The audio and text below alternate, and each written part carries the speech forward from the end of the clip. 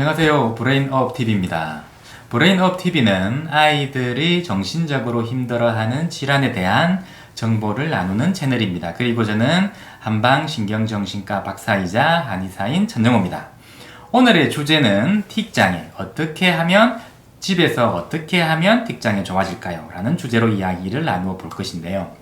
틱 때문에 저희 한의원에 와서 여러 가지 상담을 하고 나서 마지막에 궁금한 거 물어보세요 이래 말씀을 드리면 가장 많이 물어보는 질문 중에 하나가 집에서 어떻게 해야 틱 장애가 이 틱이 사라질까요? 이런 것을 많이 물어보세요.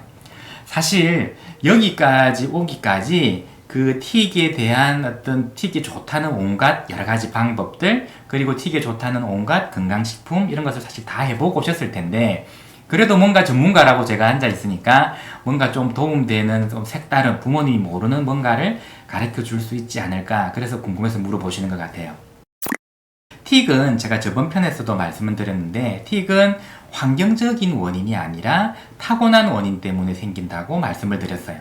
이것을 조금 다르게 표현을 하면 틱은 정신적인 질환이 아니라 신체적인 질환이다 이렇게 생각하셔도 됩니다.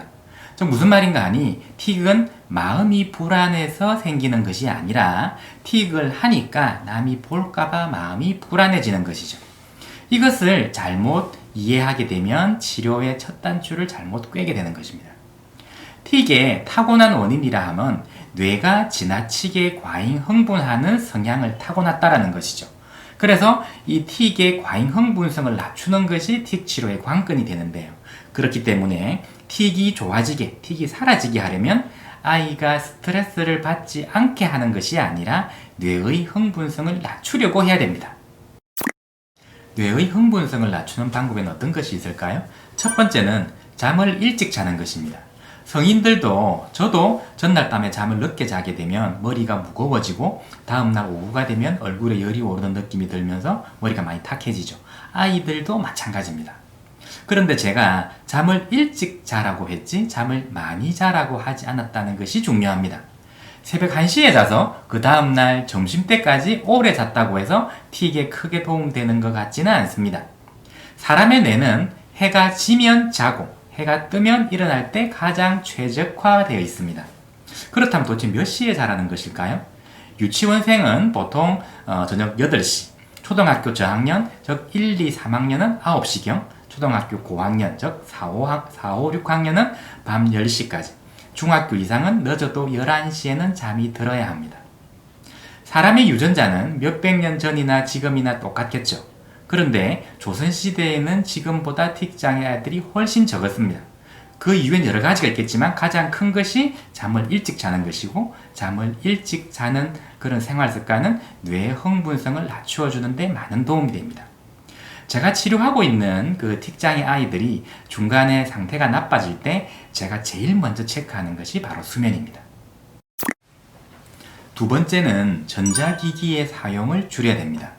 요즘은 식당에 가면 3살, 4살 된 아이들도 핸드폰을 들고 유튜브를 보거나 게임을 하고 있죠.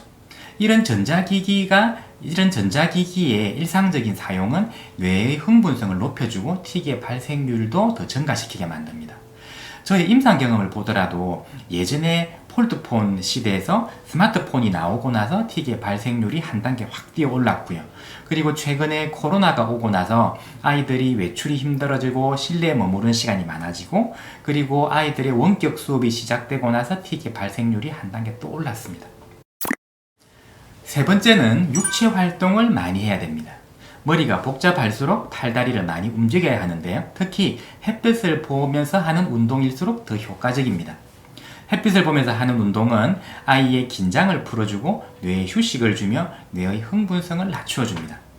그런데 아이들이 밖에서 신나게 놀다 보면 이게 기분이 많이 업되죠. 기분이 업되면 틱이 일시적으로 증가됩니다. 그래서 어떤 어머니들은 운동을 하고 오니까 틱이 더 심한 것 같아. 그래서 나가서 놀지 마. 이렇게 말씀하시는 분들이 있습니다. 그런데 아이들이 밖에서 뛰어놀면서 기분이 흥분되어서 업되어서 나오는 틱이 증가되는 것은 일시적이에요. 보통은 한두 시간, 길어도 반나절을 넘지 않기 때문에 길게 보면 틱에는 더 도움이 되는 방법이니까 안심하고 아이들을 마음껏 뛰어놀게 하시는 것이 뇌의 흥분성을 낮추는 데 도움이 됩니다. 이 세 가지 방법을 잘 기억하시고요. 첫 번째는 일찍 자라, 두 번째는 전자기기를 적게 사용하라, 세 번째는 육체 활동을 많이 하라. 보통 그 틱이 오래되지 않은 틱이나 심하지 않은 틱은 이 세 가지 방법만 잘 지켜도 틱이 좋아지는 경우가 많습니다. 그리고 저의 주변 그 지인들이 틱에 대해서 문의를 주면 주로 일단 이 방법을 먼저 써보라고 그렇게 말씀을 드립니다. 그러면 이 방법만 하게 되면 무조건 틱이 다 좋아지느냐? 그렇지는 않죠. 틱이란 거는 굉장히 스펙트럼이 다양합니다. 굉장히 너무나 틱의 종류는 강도나 빈도나 심각성이나 합병증 너무나 다양하기 때문에 이 방법만 써도 좋아지는 틱도 있는 반면에 이 방법으로는 부족한 전문적인 치료가 필요한 틱도 분명히 있습니다. 다음 시간에는 어떤 정도의 틱이면 그냥 두고 봐도 되는지, 그리고 어느 정도 상태면 전문적인 치료가 필요한지 그 기준에 대해서 말씀드리는 시간을 가지도록 하겠습니다. 오늘은 여기까지입니다. 감사합니다.